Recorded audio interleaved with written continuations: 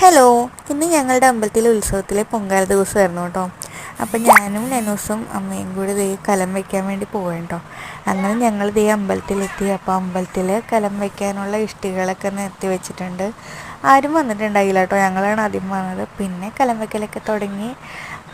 എൻ്റെ കലത്തിൽ അരിയിട്ടതിന് ശേഷം നല്ലപോലെ ദൈവം സഹായിച്ച് തെളിച്ച് പോന്നി കേട്ടോ. അപ്പോൾ അത് കണ്ടപ്പോൾ തന്നെ എന്തോ ഒരു സന്തോഷം പോലെ തോന്നി മനസ്സിന്. അങ്ങനെ അതൊക്കെ കഴിഞ്ഞു.